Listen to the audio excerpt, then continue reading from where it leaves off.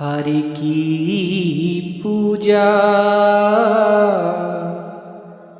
दुलंभ है संतो,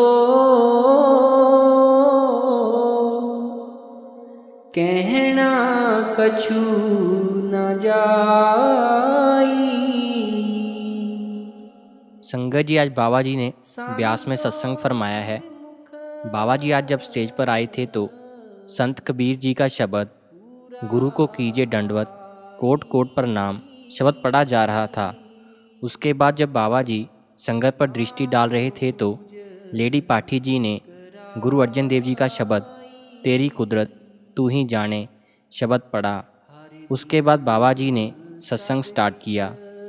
सत्संग में आज बाबा जी ने गुरु अमरदास जी की बानी हर की पूजा दुलंभ है संतों पर सत्संग फरमाया है। सत्संग की शुरुआत में बाबा जी ने आज फरमाया कि यह गुरु घर की बानी है और तीसरी पातशाही हमें इस शब्द के ज़रिए समझाने की कोशिश कर रहे हैं कि भक्ति करनी किसकी है और कैसे करनी है। बाबा जी ने आगे फरमाया कि ये ग्रंथ पोथियाँ हमारे महापुरुषों के जीवन का निचोड़ है। जब तक हम अपने इन ग्रंथ पोथियों को पढ़कर उनको समझकर अमल में नहीं लेकर आते, हमें मुक्ति नहीं मिल सकती।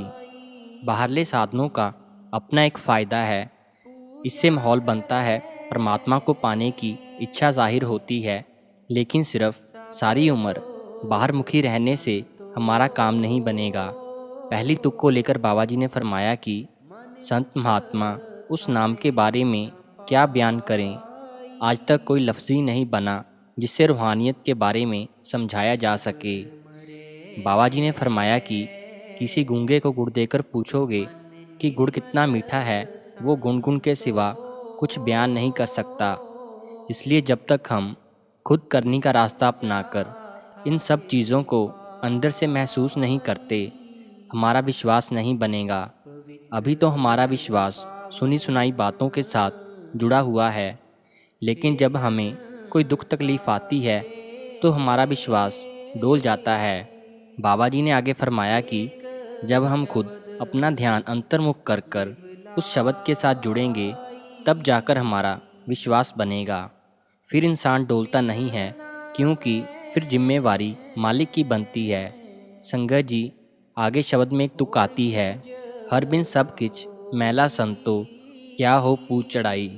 इस तुक को लेकर बाबा जी ने फरमाया कि हम आम तौर पर जब किसी के घर जाते हैं या किसी गुरुद्वारे या मंदिर में जाते हैं तो मन में सोच आती है कि खाली हाथ नहीं जाना चाहिए, इसलिए हम कोई तोहफ़ा या कोई चढ़ावा दे देते हैं।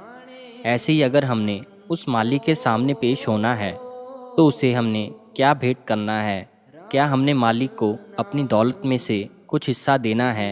ये सब चीज़ें तो मालिक ने ही हमको दी हैं, क्या उसकी दी हुई चीज़ें हमने उसको वापस देनी हैं। इसका जवाब बाबा जी ने अगली तुक में दिया कि हर साचे पावे सा पूजा होवे पाणा मन वसाई। बाबा जी ने फरमाया कि हमने वो पूजा करनी है जो मालिक को अच्छी लगे। हमने अपने मन के अधीन होकर कोई भक्ति नहीं करनी। हमने गुरु की बताई हुई युक्ति के अनुसार और मालिक के भाने में रहते हुए भक्ति करनी है, तब जाकर हमारी पूजा मालिक के दरबार में कबूल होगी। संगत जी, बाबा जी ने आगे फरमाया कि ये ठीक है कि पहले भक्ति के अलग अलग साधन थे, लेकिन इस कलयुग में कोई और साधन नहीं है जिससे हमें मुक्ति मिल सके। इस कलयुग में हम सिर्फ नाम की कमाई के ज़रिए ही मुक्ति हासिल कर सकते हैं। आगे फरमाया कि हम ये मत सोचें कि अगर हमने इस जन्म में भजन सिमरन नहीं किया तो अगले जन्म में कर लेंगे। अगले जन्म में पता नहीं हमें मौका मिले या ना मिले। संगत जी, फिर बाबा जी ने पाखंड को लेकर समझाया कि हम झूठी भक्ति से लोगों को धोखा दे सकते हैं, अपने आप को धोखा दे सकते हैं, लेकिन उस मालिक को धोखा नहीं दे सकते। वो मालिक हमारी रग रग से वाकिफ़ है कि हम कितने पानी में हैं।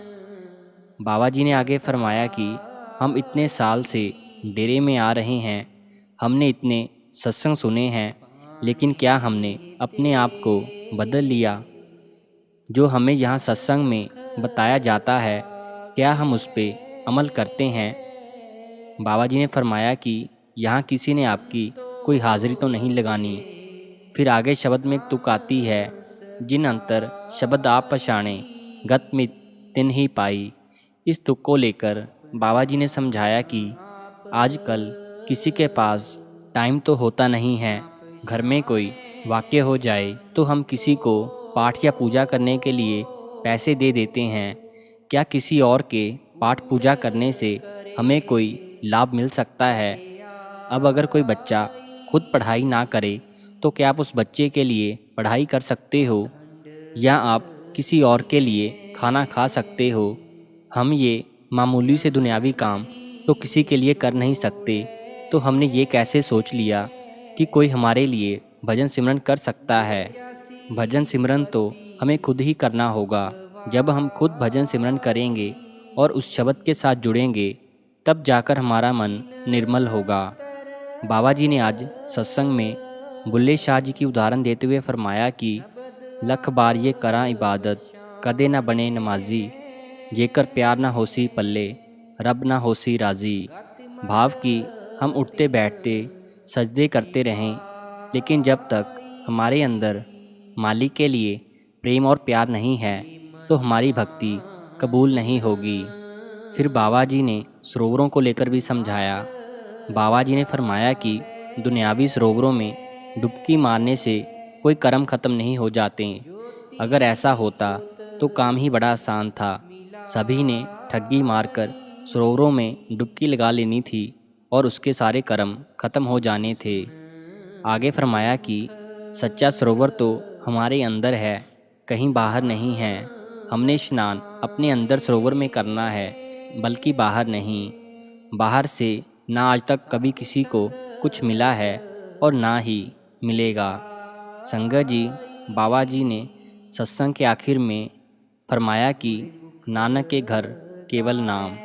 उस मालिक के घर में केवल नाम की पहचान है, शब्द की पहचान है। इसके अलावा उस मालिक के घर में और किसी भी चीज़ की पहचान नहीं है। बाबा जी ने आखिर में और फरमाया कि हमने अपना प्यार आंसुओं के ज़रिए नहीं, बल्कि करनी के ज़रिए दिखाना है। संगत जी, अगर आपको ये वीडियो अच्छी लगी हो तो चैनल को सब्सक्राइब ज़रूर करें। हम ऐसी ही नई नई अपडेट्स आप तक पहुंचाते रहेंगे।